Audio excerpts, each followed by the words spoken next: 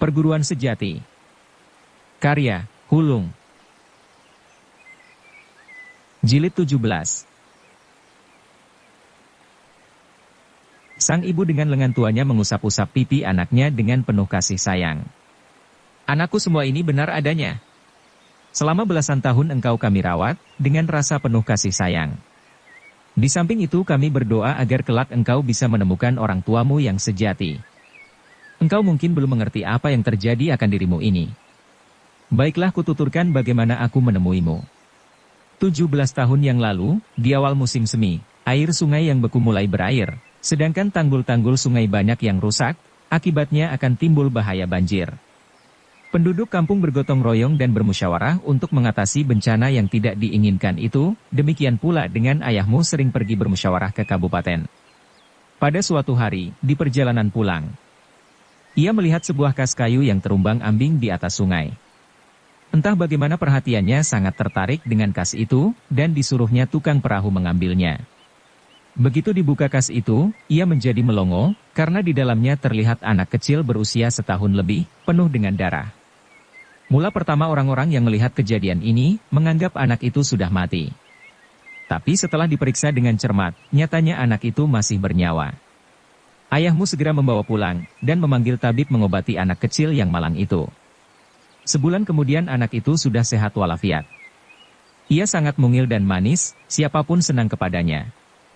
Lagi pula kami yang berusia hampir setengah baya belum dikaruniakan barang seorang anak, begitu mendapatkan anak ini, bukan buatan girangnya dan bersyukur kepada Tuhan Yang Maha Esa.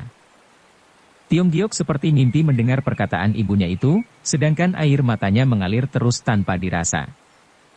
Kecuali keredong dan pakaian yang menempel di tubuhmu di dalam kas itu tidak terdapat benda lainnya lagi, sehingga kami hanya bisa menduga bahwa keluargamu ketemu perampok dan teraniaya. Bila mana orang tuaku itu mati, siapa pula yang menaruhku ke dalam kas itu? Sukar diketahui, jawab ibunya. Untuk menyelidiki siapa sebenarnya engkau ini, ayahmu telah pergi menyusuri sungai ratusan lai jauhnya, menanyakan kepada penduduk di sekitar situ, kalau mengetahui siapa yang menghanyutkan anak itu. Tapi tidak ada seorang pun yang tahu. Memang sangat aneh dan sukar dimengerti, bila mana ayahmu terbunuh kaum perampok, siapa yang menghanyutkan engkau ke kali? Bila mana ayahmu tidak terampok, kenapa engkau kecil-kecil sudah luka parah? Dan yang mengherankan, di sekitar situ tidak terdengar adanya perampokan maupun pembunuhan. Ibu, atas pertolongan ayah dan rawatanmu aku menjadi dewasa, tapi aku tidak bisa membalas guna, meninggalkan rumah, membuat ayah dan ibu bersedih, bahkan mendatangkan bencana dari kaum Pok Tian Pang. Semua adalah dosa. Oh, ibu, ampunilah anakmu yang tidak berbakti ini. Anak yang baik, janganlah berkata sedungu itu. Soal umur ada di tangan Yang Maha Kuasa, ayahmu sudah tua, sudah seharusnya kembali ke dunia baka. Tak perlu engkau sesalkan. Yang membuat kami sedih, selama ini belum bisa melihat engkau berkumpul dengan orang tua kandungmu. Ibu kenapa mengatakan soal yang menyedihkan saja, Wan Ji turut bersuara. Kini Tiong Giok sudah kembali, soal orang tuanya itu mudah diketahui. Lagi pula bila mana ia kembali ke pangkuan orang tuanya, ibu tak perlu berkecil hati, masih ada aku yang bisa merawatmu. Orang tua itu tersenyum meringis. Engkau salah mengartikan kata-kataku, aku bukannya sombong, pikiranku tidak sesempit itu. Bukan saja bersedih jika Tiong Giok kembali ke pangkuan ibu kandungnya, malahan girang. Cuma saja kemana harus mencari orang tuanya itu? Kupikir soalnya mudah sekali, kata Wan Ji. Soalnya ialah di tanda luka itu, ku yakin betul berhubungan dengan dendam Pek Su Heng. Soal ini dapat ku ketahui dari suhuku atau Lo Chu Chong. Andai kata benar begitu, mungkin kita menanyakan pada mereka, kata Tiong Giok. Tak usah menanyakan pada mereka, kita bisa menanyakan pada orang lain. Maksudmu menanyakan pada Pek Kiam Hong? Bukan. Coba kau pikir, banyak jago-jago bulim yang mengetahui rahasia Pek Su Heng, bukan? Coba kau pikir. Benar. Dari dirinya Pek Kiam Hong banyak soal aneh-aneh, kata Tiong Giok. Tong Chian Lai mengasingkan diri, orang-orang Tiat Po tak berani berbuat apa-apa pada Pok Tian Pang. Semuanya ini menyangkut dengan Pek Kiam Hong. Heran bukan? Sampai jago-jago itu rela tunduk pada Pok Tian Pang, karena soal Pek Su Heng. Bukan itu saja, mereka pun tutup mulut tak berani mengatakan apa-apa kepada siapapun. Jika ku minta Tong Qianlai akan menuturkan soal ini. Engkau yakin betul pada dirimu? Aku bersahabat baik dengannya, dan ia telah memberikan buku Lui Tiap padaku, ku yakin ia akan memberitahu. Bagaimana kalau besok kita bawa ibu ke Qiu Yang Xia? Selanjutnya tak khawatir orang-orang Pok Tian Pang mengganggunya lagi. Cara ini memang baik, tapi perjalanan sangat jauh, sedangkan kedua mata ibumu sudah tak bisa melihat, banyak berabenya. Hal ini tak perlu dikhawatirkan. Kalau begitu soal ibu ini kuserahkan padamu. Apakah dengan penyerahan ini, engkau mau pulang ke Pok Tian Pang? Aku hanya ingin menemukan guruku saja, dan tidak pergi ke markas pusat Pok Tian Pang. Kuharapkan engkau bisa mengurungkan niatmu itu, bujuk In Tiong Giok. Sekali engkau berada di tangan mereka, pasti akan memaksamu kembali ke pusat. Guruku sangat sayang padaku, ku yakin ia tak mau mendesakku kembali ke pusat. Tapi engkau lupa, bahwa gurumu biarpun menjadi pangcu, tidak berkuasa. Yang berkuasa adalah Lo Chu Chong. Sejak kecil aku dirawat dan dibesarkan Pek Chin Nio, namanya guru dan murid, padahal hubungan kami tak ubahnya seperti anak dan ibu. Tambahan aku sudah menjanjikan mereka untuk ke Ngoli Ucung. Dalam hal ini ku minta engkau mengerti kesulitanku. Biar bagaimanapun aku melarangmu kembali ke mulut macan. Jika engkau mau pergi juga ke sana, baiklah aku pun turut serta. Haim, engkau rela meninggalkan ibumu. Soal ibu dapat kuminta Ciu dan Yao Lo Cianpui yang mengurus sampai ke Qiu Yang Xia. Kita menyusul belakangan. Engkau tidak mengerti, Lai Chit Long sudah mengetahui diriku berada di sini. Sudah pasti tak gampang pergi begitu saja. Ku yakin sekitar ini sudah penuh dengan jago-jago Pok Tian Pang, bila mana aku berkeras tak pergi menemui guruku, bisa-bisa membuat kalian susah sendiri. Mengertikah maksudku? Hahaha, engkau jangan menyamakan In Tiong Giok yang dulu dengan sekarang. Baru beberapa jago-jago begitu, sedikit pun tidak kupandang sebelah mata. Mungkin selama berpisah ini, engkau memperoleh ilmu yang luar biasa. Bukan sombong, selama 1 tahun telah kupelajari Tian Liong dengan baik. Kukira ilmu itu cukup kuat untuk melindungi engkau dan ibuku. Oh, benar. Kupercaya keteranganmu, karena waktu kuserang tadi, engkau bisa menangkis dan mematahkan pedangku. Kepatahan pedangmu bukan disebabkan kelihayan ilmuku. Habis karena apa? Karena pedang pusaka ini, jawab Tiong Giok. Wanji, sekarang engkau percaya akan ketangguhanku bukan? Ya ku percaya sepenuhnya, karena bukan saja kepandaianmu sudah tinggi, juga memiliki pedang pusaka. Kalau begitu niatmu ke Ngoli Ucung menjadi batal bukan? Aku bisa membatalkan niatku, tapi sebelum itu engkau harus meluluskan 2 permintaanku. Katakanlah apa permintaanmu itu? Kesatu engkau harus memaklumi, bahwa diriku ini dibesarkan oleh orang-orang Pok Tian Pang, bagaimanapun aku tak bisa berkhianat pada mereka. Engkau seorang yang mengenal budi, sudah tentu permintaanmu ini kululusi, dan yang satu lagi. Yang kedua, kuharap engkau berlaku murah jika berkelahi dengan guruku. Itu mudah. Nah bersiap-siaplah untuk berangkat. Di kamar itu memang tak ada perabotan yang bisa dibawa, Wan Ji hanya membundel pakaian sehari-hari. Hayolah kita berangkat. Ibu tak bisa berjalan sendiri, marilah ku gendong, kata Tiong Giok. Sebaiknya aku yang menggendong. Dengan begini kalau ketemu musuh engkau bisa melawannya. Tanpa menunggu jawaban dari Tiong Giok, Wan Ji segera menggendong orang tua itu. Baru saja berjalan beberapa langkah, tiba-tiba terdengar bel berbunyi, 3 kali panjang sekali pendek. Siapa yang mengebel? Tanya Wan Ji. Mungkin Ciu Lo Cianpui, biar ku bukakan pintu, dan kau tunggu dulu di sini, kata Tiong Giok yang terus berlari keluar. Begitu ia membuka pintu kuburan, tampak seseorang sedang langak-longok di pintu kuburan. Orang itu adalah To Agu adanya, tentu saja membuat Tiong Giok heran. To Agu ada keperluan apa kau kemari? To Agu menjadi kaget, tapi begitu mengenali yang menanya itu Tiong Giok adanya, ia tersenyum-senyum sambil menepak-nepak dada. Aduh, membuatku kaget saja. Xiao Chujin apa-apaan bersembunyi di dalam kuburan? Tiong Giok tak menjelaskan atas keheranan si tolol, malahan lantas bertanya, siapa yang menyuruhmu ke sini? Ciu Lo Cianpui yang menyuruh, jawab To Agu. Katanya di sekitar rumah penuh dengan musuh-musuh, apakah perlu dihajar atau bagaimana itu terserah pada Xiao Chujin. Berapa banyak musuh-musuh itu? Keadaan gelap tak bisa melihat tegas, pokoknya banyak. Apakah mereka sudah masuk ke rumah? Bu. Kalau sudah masuk ke rumah sih sudah beres, dan tak perlu menanya Xiao Chujin lagi. Baiklah, beritahu Ciu Lo Cianpue jangan ladeni musuh-musuh itu. Dan minta semuanya datang kemari.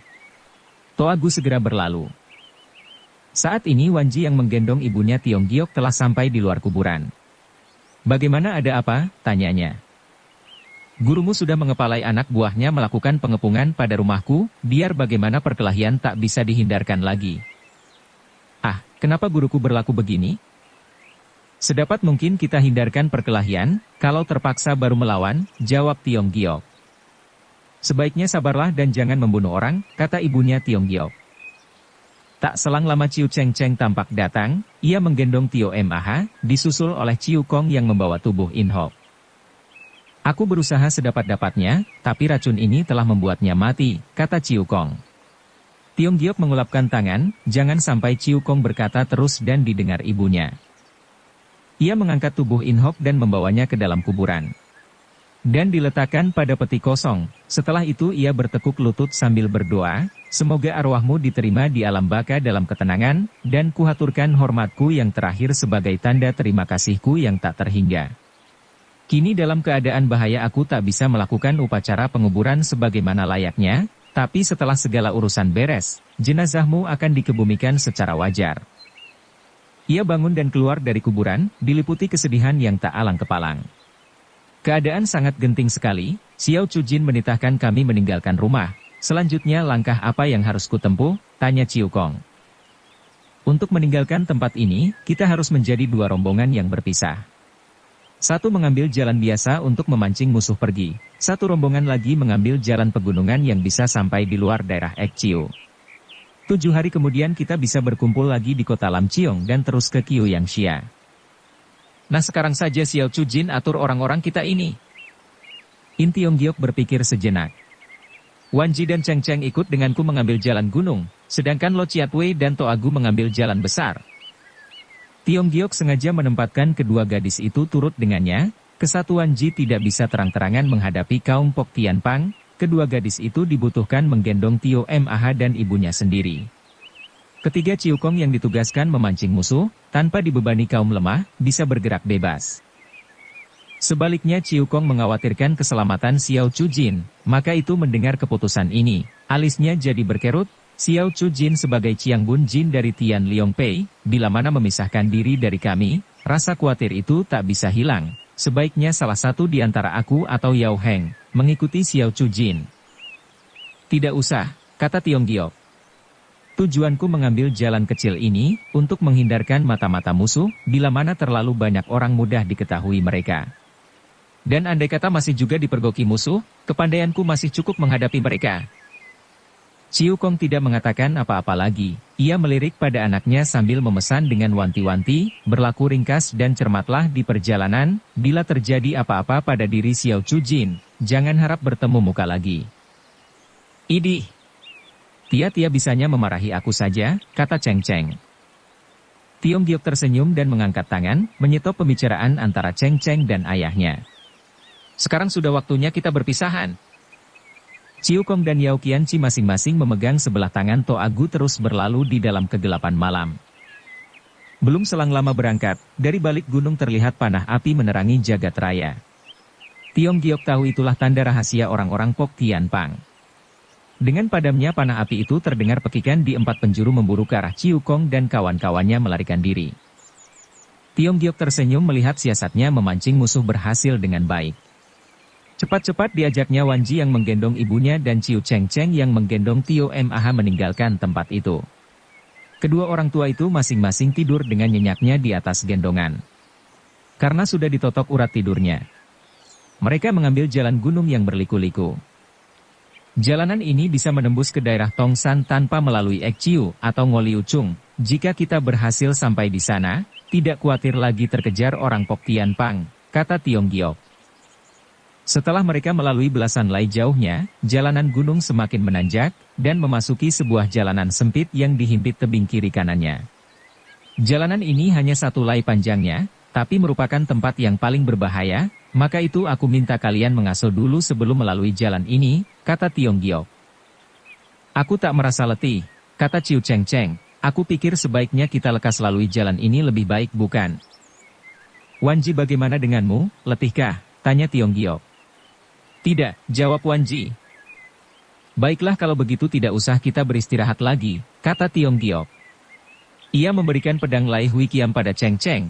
Engkau berjaga di paling belakang, Wan Ji di tengah, aku di depan. Padahal Wan Ji sudah letih sekali, tetapi ia tak mau kalah oleh Cheng Cheng. Biarpun di dalam hatinya mengetahui anak gadis yang sebaya dengannya itu memiliki kepandaian yang bila dibandingkan lebih tinggi darinya. Ia memaksakan diri mengikuti Tiong Giok masuk ke jalan sempit yang berbahaya itu dengan termegap-megap. Di samping itu ia sangat memperhatikan bahwa Tiong Giok begitu telaten sekali pada Cheng Cheng, mau tak mau perasaan cemburu timbul di dalam hatinya. Sehingga tanpa disadari lagi, mendatangkan duka pada dirinya. Sedangkan Cheng Cheng yang sejak kecil dibesarkan oleh Ciu Kong sudah biasa berjalan di pegunungan, tambahan ilmunya pun cukup tinggi. Perjalanan itu memang benar-benar tidak membuatnya letih barang sedikit pun. Wan Ji yang sejak kecil mempelajari silat di bawah asuhan Pek Chin Yo, biar terhitung seorang jago, tetap belum bisa menandingi Cheng Cheng.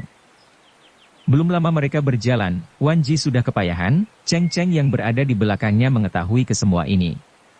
Wan Kounio bagaimana? Sudah letihkah? Mari ku bantu.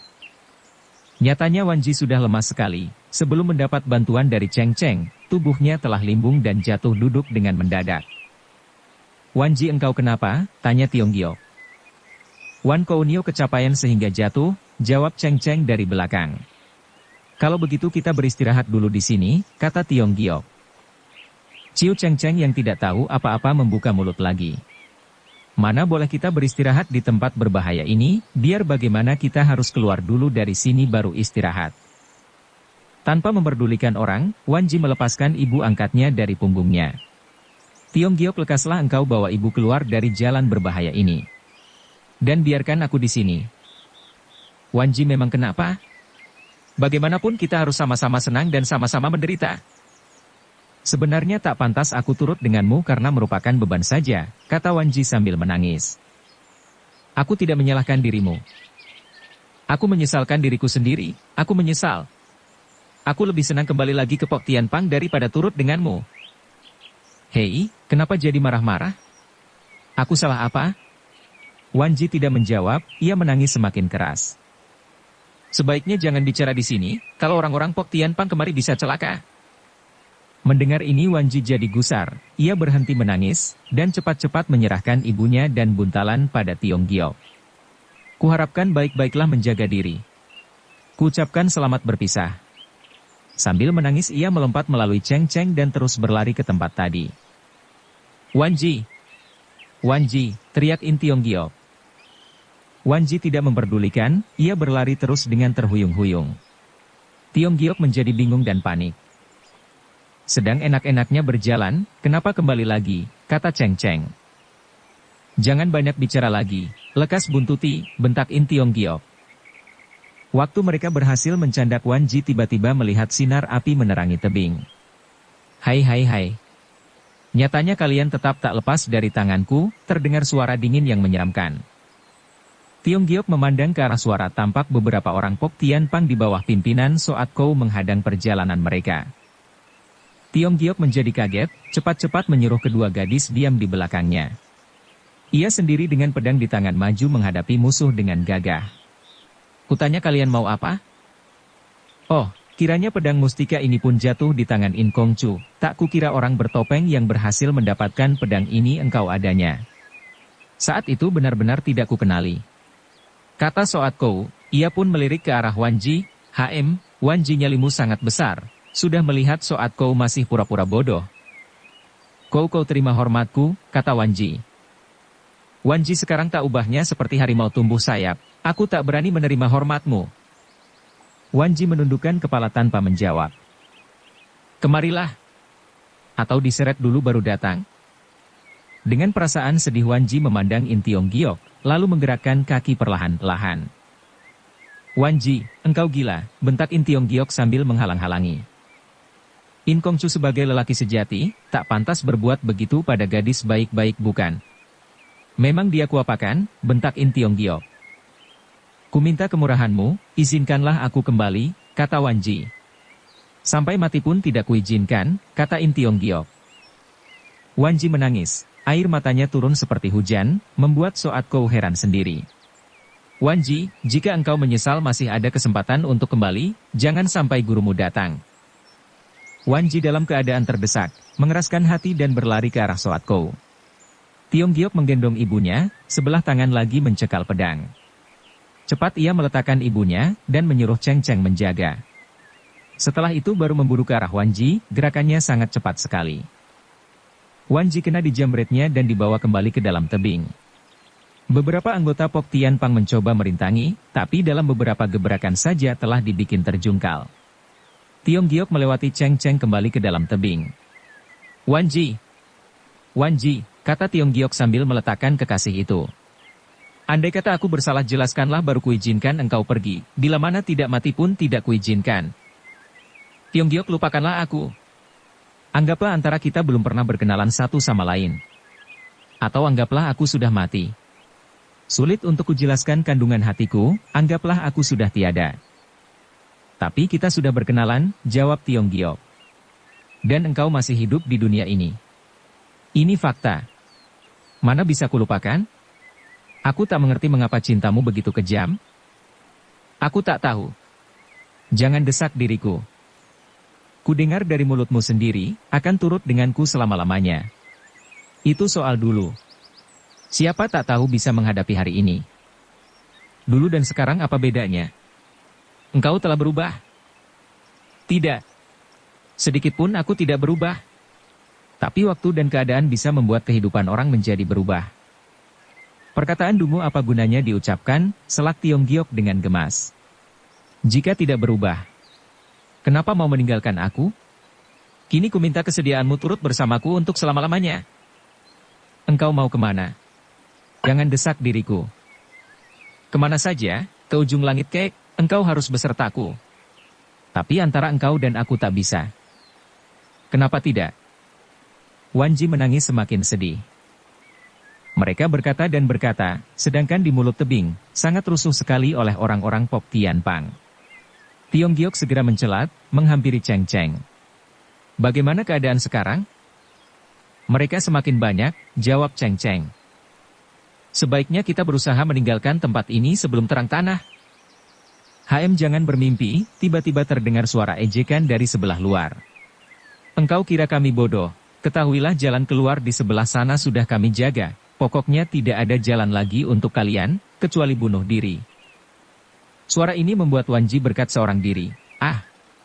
Suhu sudah datang. HM sudah tahu aku datang, kenapa tidak lekas-lekas keluar? Wan Ji menghampiri Tiong Giok, bagaimana sekarang? Jangan takut, ada aku, jawab Tiong Giok.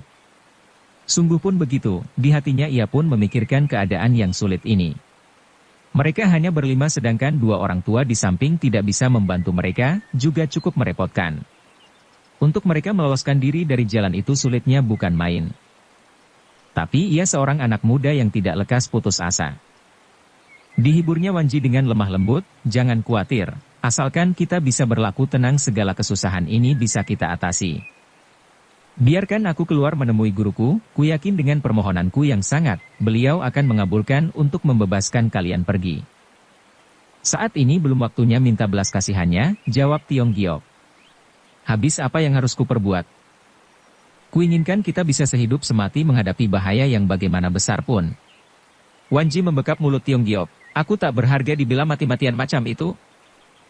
Jangan berkata begitu, kata Tiong Giok. Sejak kita bertemu entah berapa banyak kami menerima budi darimu, jika dikatakan dirimu tak berharga, itu salah yang tak berharga adalah aku. Jangan mengungkit-ungkit masa lalu, yang lalu biarlah berlalu, ratap Wan Ji. Aku hanya menyesal, kenapa kedukaan selalu membayangi diriku terus? Kini hanya memohon belas kasihan dari guruku tak ada jalan lain lagi untuk hidup bukan? Pokoknya asal engkau bertekad tak kembali lagi ke Pok Tian Pang, aku masih berdaya untuk meloloskan diri dari bahaya ini. Keyakinanmu berlebih-lebihan, lihatlah kenyataannya. Keyakinanlah modal utama untuk menanggulangi segala kesulitan. Baiklah kusanggupi kehendakmu, tapi luluskan juga sebuah permintaanku. Katakanlah sayang, kata Tiong Giok. Engkau tahu antara dendam dan budi terpisah satu sama lain. Budi yang kuterima dari guruku, 17 tahun dididik dan dibesarkan dengan kasih sayangnya, kini ia berada di depanku, sepatutnya aku menemuinya bukan? Andai kata ia mendesakku sampai mati pun aku tak mau kembali ke Pok Tian Pang, tetapi yang kujalankan hanya kewajiban seorang murid pada gurunya. Baiklah, mari kutemani menemuinya. Baik. Untuk menjaga mukaku janganlah engkau turun tangan kepadanya. Tiong Giok menganggukkan kepala dan segera memerintahkan Cheng Cheng untuk menjaga kedua orang tua, lalu menemani Wan Ji keluar dari tebing itu. Cahaya api terang benderang, Pek Chin Nio dan Soat Kou berdampingan satu sama lain di luar tebing itu. Di kiri kanannya tampak Tian Lam Sem Kui, Lai Chit Liong, Xiao Hong dan Xiao Eng. Sedang pengawal yang berjumlah 100 lebih, berada di sekelilingnya, siap dengan senjata terhunus. Setibanya di mulut tebing, Wan Ji bertekuk lutut sambil berkata, "Suhu, terimalah hormat dariku." In Tiong Giok pun maju bersoja memberi hormat tanpa berkata.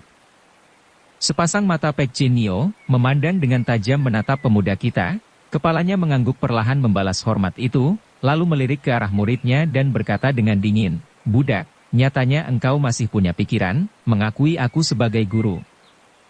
Seumur hidupku tak pernah mengandung pikiran membalik membelakangi guru, jawab Wan Ji, di balik ini banyak kesulitanku, harap Suhu maklum adanya.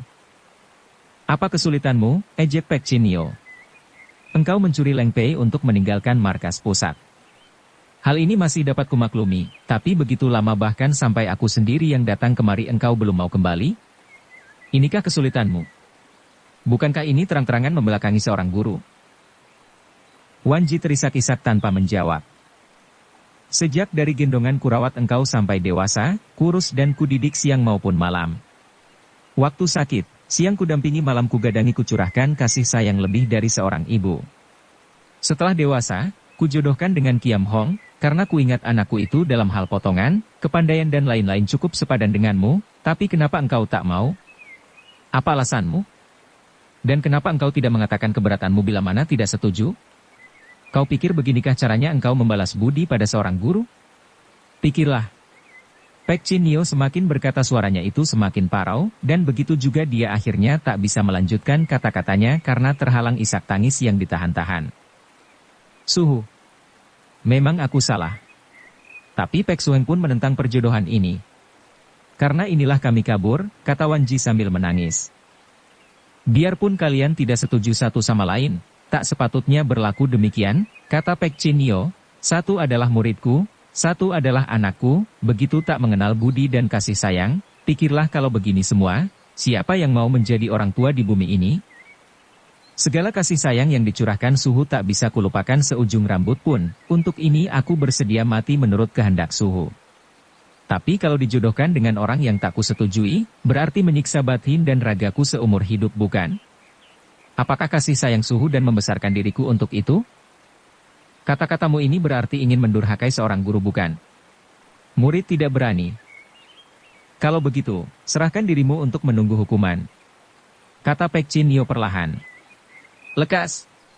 Apakah menunggu aku turun tangan? Suhu. Wan Ji melelehkan air mata sambil menangis. Tiong Giok segera tampil ke depan, sebelum berkata ia memberi hormat lagi. Pek Pangcu, bolehkah aku mengemukakan beberapa kata? In Kongcu, engkau seorang terpelajar tinggi yang maha pintar, harus tahu urusanku dengannya adalah soal pribadi dan intern. Karena soal intern inilah, membuatku mau berkata-kata. Engkau mau mengurus soal orang lain. Namanya intern yakni soal kekeluargaan. Engkau sebagai apanya? Sebagai kakaknya. Kau meninggalkan ibumu. Apa?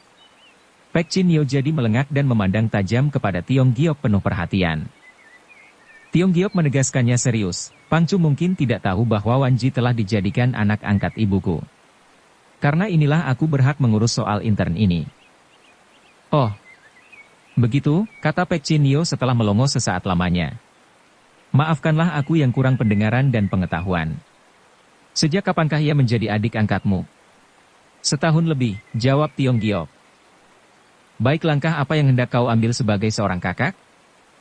Ingin ku beritahu pada Pangcu, bahwasanya soal pernikahan itu adalah soal seumur hidup.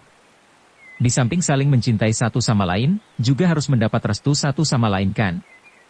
Kini ingin ku ketahui, pernikahan Wanji ini apa mendapat persetujuan dari orang tuanya? Sejak kecil ia telah yatim piatu, dapat dikatakan aku sebagai ibunya. Itu urusan lama, potong Tiong Giok.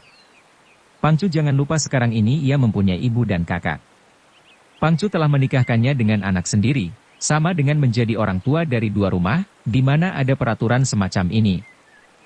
Boleh engkau mengatakan aku tak berwenang mengurus soal pernikahannya, tapi ia sebagai murid yang murtad, tentu berhak untuk mengurusnya bukan?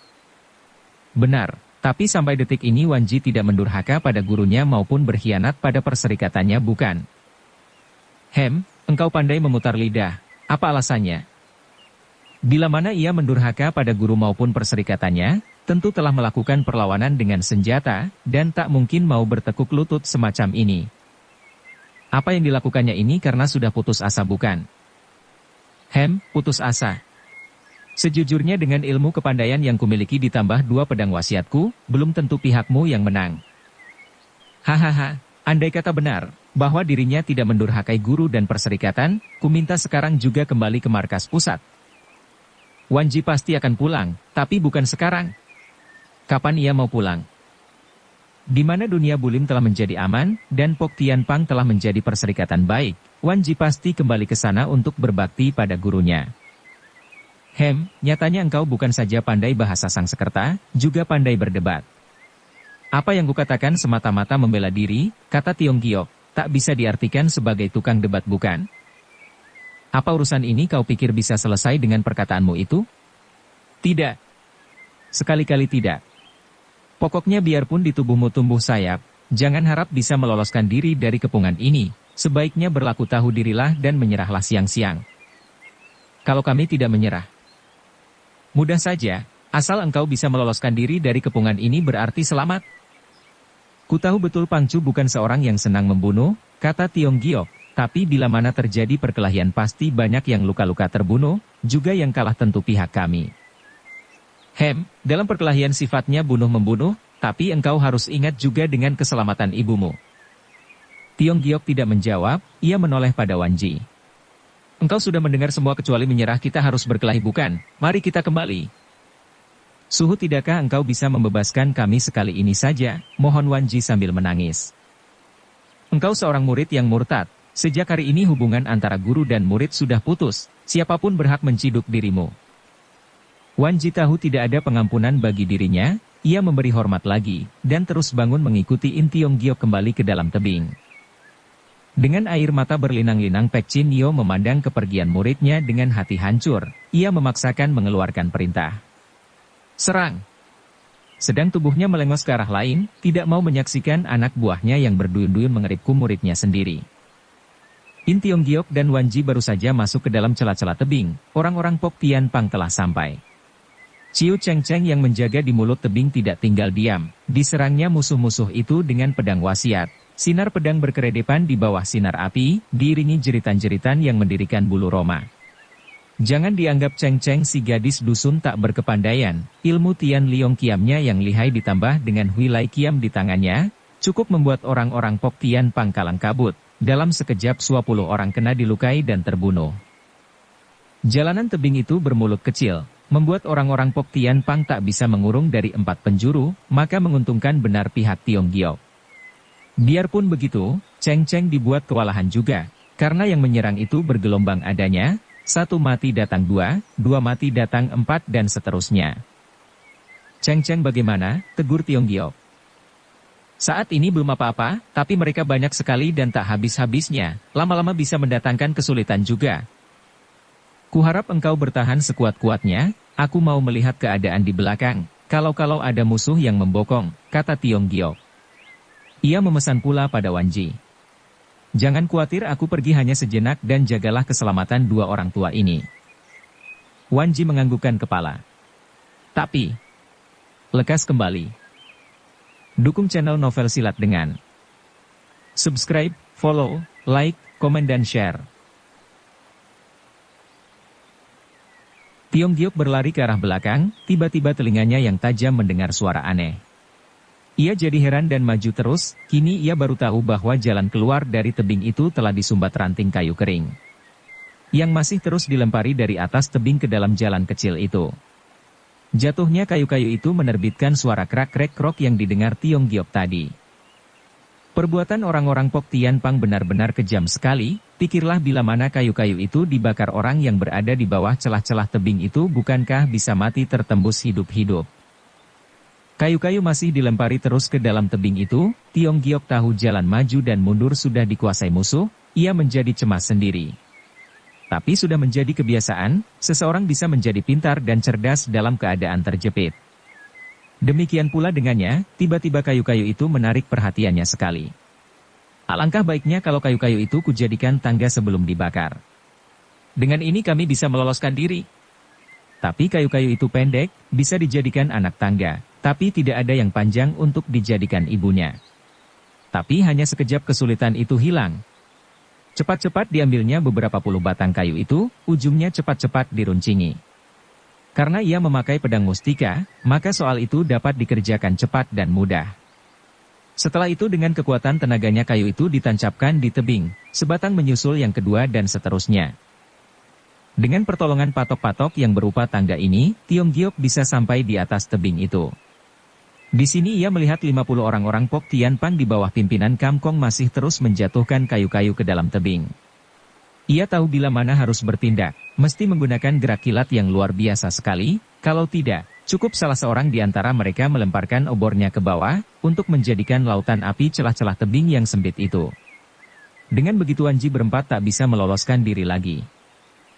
Ia merayap mendekati musuh, sepasang matanya memandang tajam, siap-siap mencari kesempatan untuk turun tangan. Nyatanya bukan In Tiong Giok saja yang sedang mengawasi Kam Hong, masih ada dua orang muda-mudi yang mengawasi seperti dia. Dua anak muda ini mengenakan topeng hitam, bersembunyi di dalam pepohonan sudah sekian lamanya. "Hei, sebenarnya apa yang sedang diperbuat mereka?" bisik yang perempuan pada kawannya. "Oh, mereka sedang siap-siap menantikan isyarat untuk menyalakan api, ku tahu mereka mau menyalakan api, tapi untuk apa? Tentu membakar musuh mereka. Siapa yang menjadi musuh mereka? Mana ku tahu." "Oh, yang bermusuhan dengan kaum Pok Tian Pang kebanyakan dari golongan benar. Mari kita tolong mereka." "Engkau jangan sembarangan bergerak, Kam Hong bukan lawan empuk. Kalau kita kalah, buka saja topengmu, pasti ia takut." "Ngomong memang enak, kalau mau membuka topeng ini, untuk apa sembunyi-sembunyi sekian lamanya? Lambat laun kau toh harus membuka topeng itu bukan? Jangan khawatir biar dia lihai, akan kulawan terus," kata si gadis dengan bernafsu dan segera keluar dari persembunyiannya. Si pemuda berusaha mencegahnya, tapi tak keburu, bukan saja si gadis telah keluar, juga suara mereka telah didengar musuh. "Hei, kalian siapa?" bentak Kam Kong. Sekalian anak buahnya pun menghunus senjata dengan berbareng, dan memandang sua muda-mudi itu dengan bengis. "Aku," seru si gadis dengan lantang. Si pemuda dengan terpaksa mengikuti kawannya dari belakang. Kam Kong merasa tak betah melihat orang bertopeng. Dengan didahului tersenyum sinis ia berkata, kalian bernyali besar betul ya, berani datang kemari dengan bertopeng, lekas buka perlihatkan tampang kalian yang tulen." Gadis itu berani sekali, perkataan Kam Kong dianggap sepi. Ia bertolak pinggang seenaknya dengan lagak menantang. "Topeng ini mau dipakai atau tidak bergantung pada kami, emangnya kau jadi apa, main perintah saja." "Hei budak, engkau siapa?" "Aku pengembara yang kebetulan lewat di sini," jawab si gadis. "Kulihat kalian mengangkut kayu-kayu kering dan melemparkan ke dalam tebing. Apa maksud perbuatan demikian? Mau mencelakakan orang barangkali ya?" "Hahaha, apa urusannya denganmu? Mau membakar gunung kek, orang kek, siapa yang berani larang?" "Nih aku yang melarang." "Engkau bisa apa, berani melarang-larang aku," kata Kam Kong dengan tergelak-gelak dengan jumawa. "Yang penting sebutkan dulu namamu, jangan sampai aku salah tangan." "Apa perlunya nanya-nanya namaku?" "Hahaha, sudah kukatakan takut salah tangan, akibatnya mencelakakan orang sendiri. Nah katakanlah namamu dan nama orang tuamu sekalian." "Orang tuaku pasti tak mempunyai hubungan dengan iblis semacam tampangmu." "Memang, Akulah salah satu iblis yang bergelar Tian Lam Sem Kui, rupanya kau kenal denganku? Kenal tidak kenal memang kenapa? Soalnya engkau telah melakukan suatu kesalahan besar. Kesalahan apa? Yakni datang kemari mencampuri urusan kami. Kalau kau kenal denganku masih bisa kumaafkan, kalau tidak. Kalau tidak, memang kenapa? Akan kubunuh.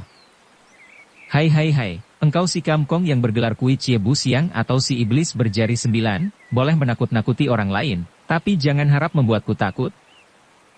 Engkau terlalu kurang ajar. Bagaimanapun harus diajar adat. Boleh saja, silahkan. Silahkan. Tangkap budak ini, perintah Kamkong pada anak buahnya. Dua pengawalnya segera menyergap gadis itu dari kiri dan kanan. Tak tahu diri, bentak si gadis sambil menggerakkan pedangnya. Dua pengawal itu dalam waktu hampir bersamaan terjungkal dengan jiwa melayang. Gerakan si gadis begitu cepat dan luar biasa, membuat Kamkong terkejut juga. Sedangkan si pemuda hanya menarik napas saja, melihat perbuatan kawannya. Pengawal-pengawal yang lain menjadi murka melihat kawannya terbunuh mati. Mereka berteriak-teriak dan maju berduyun-duyun dengan berbareng. Mundur, teriak Kamkong, yang terus mendahului sekalian pengawalnya menghampiri si gadis seorang diri. Ilmu pedang Keng Tian Chitsu yang kau lancarkan cukup baik sekali, kini sekali lagi kutanya, sebenarnya engkau siapa? Rupanya engkau ingin tahu benar soal diriku, baiklah, kata si gadis dengan tersenyum-senyum. Tapi sebelum itu kau harus menerangkan dulu siapa yang hendak kalian celakakan itu. Oh, kiranya kedatangan kalian ke sini untuk orang-orang di bawah itu?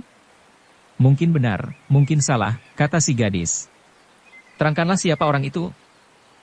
Jika ingin tahu juga baiklah, mereka berjumlah 5 orang, antaranya terdapat seorang muda bernama In Tiong Giok dan seorang gadis bernama Wan Ji. Benarkah, potong si gadis? 100% benar. Si gadis memandang kepada kawannya. Tidakkah kau mendengar? Tunggu kapan lagi, katanya sambil membalik tubuh dan menikam kepada Kamkong secara mendadak. Kamkong cukup berpengalaman, ia sudah menduga si gadis bisa menyerang dengan mendadak, maka dengan tenang ia menyampok badan pedang dengan lengan kirinya, sedangkan lengan kanannya menyerang pergelangan tangan si gadis. Berbareng dengan ini ia pun berseru keras, "Bocah, lepaskan pedangmu." Gerakan kedua belah pihak begitu cepat dan mendadak, si gadis sudah keterlanjuran menikamkan pedangnya dan tak bisa menarik pulang lagi. Dengan begini pergelangan tangannya terancam bahaya, ia menjadi nekat dan menikamkan terus pedangnya ke depan, dengan perhitungan luka bersama. Kamkong dibuatnya mendelik dan membentak keras, "Bocah, kau kira gila-gilaan begini bisa berhasil?" Berbareng dengan itu, tubuhnya mengegos ke samping, lengan kanannya menepuk badan pedang, lengan kirinya menyabet ke arah kerongkongan, perubahan dari gerak silatnya cepat dan tangkas. Dalam beberapa setik saja, jiwa si gadis terancam maut. Untuk menolong kawannya, si pemuda tidak menghunus senjata, ia hanya berteriak keras, "Kam Futo At tahan." Seruan si pemuda membuat Kamkong kaget, serangannya ditarik dalam sedetik, tubuhnya pun mencelat ke samping, dalam sekejap ia telah keluar dari gelanggang. "Engkau." "Ya aku," jawab si pemuda sambil mencopot topengnya, "aku Pek Kiam Hong." Kamkong dan sekalian anak buahnya jadi melengak, cepat mereka memberi hormat. Kiranya Xiao Pangcu, maafkanlah perbuatan kami barusan. Kam Futo tak usah melakukan banyak penghormatan, kata Pek Kiam Hong. Aku ingin tahu juga, betulkah di antara yang mau dibakar itu terdapat In Tiong Giok dan Wan Ji? Benar. Kenapa mereka? Dan atas perintah siapa, membakar mereka? Pertanyaan Xiao Pangcu, sukar ku jawabnya, kata Kamkong. Jangan khawatir, katakanlah apa yang sudah terjadi secara belak-belakan. Soal ini N Tiong Giok melarikan diri dari markas pusat. Tentu Xiao Pangcu sudah tahu bukan, kata Kamkong. Demikian pula soal Wan Ji berkhianat pada guru dan perserikatan. Seharusnya Xiao Pangcu mengetahui lebih jelas dariku bukan? Wajah Pek Kiam Hong menjadi merah. Engkau sudah salah mengartikan perkataanku. Maksudku kenapa mereka dikurung di dalam tebing ini? Jelasnya aku pun tidak tahu, kata Kamkong. Aku hanya mendengar bahwa Lo Chuchong mendapat info, bahwa In Tiong Giok pulang ke kampung halamannya. Dan segera memerintahkan kami dan lain-lain untuk menciduk pemuda itu. Sungguh di luar dugaan, kami pun menemukan Wan Ji berada di rumah pemuda itu. Waktu ditangkap mereka melarikan diri dan terkurung di sini. Sudah lamakah mereka terkepung di dalam tebing ini? Lebih kurang setengah malam lebih, jawab Kam Kong. Siapa saja dari anggota kita yang melakukan pengepungan atas mereka? Pangcu sendiri, Hu Pangcu dan lain-lainnya. Pek Kiam Hong jadi tertegun mendengar ibunya sampai turun tangan sendiri. Kam Fu Toat tentu tahu bahwa Wan Ji meninggalkan rumah bersama-sama denganku, dan berani ku jamin ia tidak punya pikiran berkhianat pada guru maupun perserikatan. Bisakah Kam Fu Toat mempercayai omonganku ini? Kalau Xiao Pangcu yang berkata, mau tak mau aku percaya juga. Mengenai In Tiong Giok aku pun berani menjamin bahwa ia tidak bermusuhan dengan pihak kita barang sedikit pun, kata Pek Kiam Hong dengan tegas. Soal ia meninggalkan markas pusat, bukan atas kehendak sendiri, tapi dilarikan Liok Ji Hui, maka tak boleh menyalahkannya bukan? Apa maksud Xiao Pangcu mengemukakan soal ini kepadaku? Oh. Pek Kiam Hong diam jadi tertegun. Aku hendak membersihkan nama mereka dari segala tuduhan itu dan memohon pada Kam Fu Toat untuk membebaskan mereka dari kesulitan sekarang. Sebelumnya ku minta maaf terlebih dahulu, kata Kam Kong. Dalam soal ini aku tak berwenang, tak berani ambil keputusan sendiri, harus kulapor dulu pada Pangcu. Biar bagaimana toh pangkatmu cukup besar dan harus bisa mengambil keputusan sendiri, kata si gadis. Bocah nyalimu sangat besar, sebenarnya engkau siapa? Kalau tidak diterangkan rupanya engkau masih penasaran dan bertanya terus? Baiklah, dengar, aku bernama Tiat Xiao Bue, tempat tinggalku di Tiat Po, jika di kemudian hari merasa tidak senang engkau boleh datang mencari di sana. Kam Kong mengangguk-anggukan kepala dan berkata, oh, kukira siapa, tak tahunya ahli waris dari Sin Kiam Siang Eng, pantas ilmu pedangmu begitu lihai. Aku tak membutuhkan umpakan, kata Xiao Bue ketus, yang kuinginkan engkau bisa melihat selatan, meluluskan permintaanku agar orang-orang di bawah itu bisa dibebaskan dari bahaya mati. Kalau tidak jangan menyesal di kemudian hari. Tapi aku tak bisa mengambil keputusan, kata Kam Kong, bila mana ibuku marah, engkau boleh melepaskan tanggung jawab dan tublekan semua kesalahan atas diriku. Tapi sekarang ini Xiao Pangcu sudah. Maksudmu sudah dipecat? Hahaha, siapa yang bilang, kata Pek Kiam Hong sambil mendelik dengan angker. Ini. Kam Kong tidak bisa menjawab. Pokoknya Kam Fu Toat boleh melaporkan kejadian ini dengan sebenar-benarnya pada Pangcu, sedangkan tanggung jawab ada padaku. Sehabis berkata ia mengeluarkan sebuah lencana emas dan menyerahkan pada Kam Kong. Jika engkau masih ragu-ragu, bawalah lencana ini dan serahkan pada Pangcu, engkau pasti tidak dipersalahkan lagi. Kam Kong menerima lencana itu, sedangkan matanya sebentar-bentar memandang ke bawah tebing, akhirnya ia menganggukkan kepala juga. Baiklah ku terima permintaanmu dan izinkanlah aku pergi. Ia merangkapkan tangan memberi hormat, lalu mengajak anak buahnya meninggalkan tempat itu. Xiao Bue segera tergelak-gelak melihat kepergian musuh. Tak sangka pangkatmu sebagai Xiao Pangcu masih ada gunanya juga ya. Ya untuk saat ini masih berguna, kata Pek Kiam Hong, tapi sekembalinya aku di rumah entah hukuman apa yang harus kuterima. Jangan pulang, mereka bisa apa? Tinggal bersama-samaku di Tiat Po tanggung aman. Engkau sendiri berani pulang atau tidak? Xiao Bue jadi malu dan cepat-cepat mengalihkan pembicaraan, sudahlah jangan ngomong melulu, marilah kita temui Into Ako. Kiam Hong tampaknya ragu-ragu, wajahnya pun begitu muram. Xiao Bui, aku enggan menemuinya. Bukankah jauh-jauh dari markas Pok Tian Pang datang ke sini untuk mencarinya? Kenapa sudah dekat dengannya, pikiranmu berubah? Benar, aku meninggalkan rumah dengan tekad menemuinya. Tapi kukhawatirkan pertemuan ini akan menghapus persahabatanku dengannya. Untuk inilah timbul keraguan-raguan pada diriku. Tadinya mau menemuinya, sekarang ragu-ragu, heran. Soal ini sukar ku jelaskan dengan sepatah dua patah, lambat laun engkau akan tahu sendiri. Pokoknya kamu saja yang menemuinya, dan tolong tanyakan. Pokoknya mau menemuinya atau tidak, gertak Xiao Bue sambil nyelonong ke depan. Ia menoleh lagi sesudah berjalan beberapa langkah, tampak Kiam Hong masih menjublek di tempatnya, sedikit pun tidak bergeser. Kini ia percaya bahwa temannya itu benar-benar tidak mau menemui In Tiong Giok. Xiao Bue bila mana bertemu dengan Into Ako, tanyakanlah padanya, Tanya saja sendiri, kenapa harus menyuruhku, potong Xiao Bue dengan gemas. Kalau ku mau menemuinya tak perlu minta pertolonganmu. Ya dah. Apa? Tolong tanyakan apakah di belakang punggungnya Into aku betul-betul terdapat sebuah tanda luka atau tidak. Kukira tanyakan urusan apa, kiranya soal beginian. Lainnya apa lagi?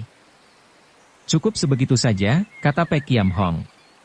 Pergilah kau temui Into aku mau berlalu sekarang juga. 10 hari kemudian aku bisa mencarimu lagi. Sehabis berkata tubuhnya segera berlalu dan hilang di kegelapan malam. Xiao Bue tidak mengejar, dia terpukau siam dengan keheranan, aneh segala urusan sekecil itu, membuatnya gugup sekali. Katanya tanpa terasa. Urusan itu tidak kecil, tiba-tiba terdengar suara jawaban dengan mendadak.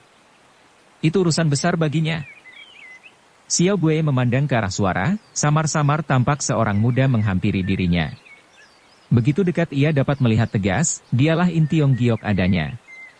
In Tai Hiap, serunya sambil menyongsong ke depan. Jangan panggil In Tai Hiap, panggil saja Into aku. Into aku. Akhirnya dapat juga kutemuimu. Apakah pembicaraanku barusan sudah kau dengar semua? Ya, semuanya sudah kudengar dengan jelas, sayang ia berlalu begitu cepat sehingga tidak ada kesempatan menjelaskan salah paham antara dia denganku. Kata Tiong Giok dengan kemak-kemik, hampir kulupa bagaimana engkau bisa meninggalkan Tiat Po dan berada bersama Pek Kiam Hong. Oh itu. Jangan tanya-tanya dah, soalnya panjang, nanti saja kututurkan kalau sudah sempat.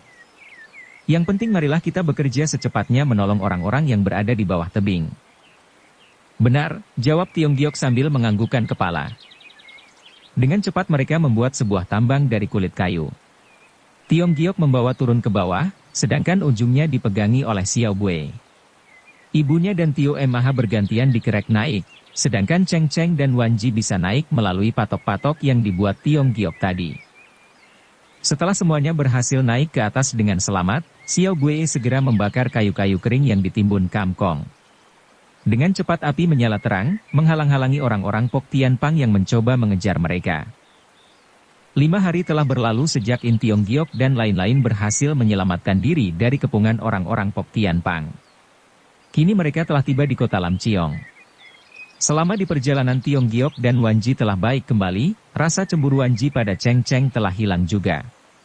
Sehingga ia agak malu sendiri kalau mengingat kejadian di dalam tebing itu. Kini ia bisa mengatakan apa yang dirasakan itu adalah cemburu buta. Karena inilah di dalam perjalanan ia jarang membuka mulut, demikian pula dengan Tiong Giok. Mereka berlaku alim-aliman, lain dengan Cheng Cheng dan Xiao Bue, kedua-duanya masih muda, sama-sama senang mengobrol dan bercanda tak heran dalam waktu singkat, hubungan mereka sudah seperti saudara kandung. Di waktu senja keadaan kota Lam Chiong masih tetap ramai, penduduknya padat, toko-toko dan perusahaan tumbuh di mana-mana. Waktu rombongan mereka masuk ke kota, ribuan mata orang-orang yang berlalu lalang menatap ke arah mereka. Lelaki muda maupun tua, yang mata keranjang atau yang tidak memandang dengan mendelong atas kecantikan Wan Ji, Xiao Bue dan Cheng Cheng. Tiong Giok mengetahui bahwa rombongannya diperhatikan orang. Ia khawatir terjadi hal-hal yang tidak diinginkan. Maka cepat-cepat mengajak rombongannya masuk ke sebuah penginapan yang bernama Hupeng. Disewanya 4 kamar besar yang terletak di ruangan belakang. Mereka mengatur kamar dan berberes, terus mandi dan makan. Hari hampir malam, Tiong Giok memanggil ketiga gadis ke ruang tamu. Kau jangan kemana-mana, aku mau pergi keluar mencari Yao Lo Cianpue dan lain-lain. Barangkali mereka pun sudah tiba di kota ini. Diam di hotel saja membosankan, aku mau ikut jalan-jalan denganmu, kata Tiat Xiao Bue. Aku pun mau ikut, Cheng Cheng menimbrung. Bukan kata aku tak mau mengajak kalian keluar, kata In Tiong Giok. Tapi pikirlah baik-baik, di sini pun pasti banyak kaki tangan kaum Pok Tian Pang. Tenaga kalian kubutuhkan untuk melindungi 2 orang tua itu, tahu? Bersambung ke jilid 18. Dukung kami dengan subscribe, follow, like, komen dan share. Terima kasih.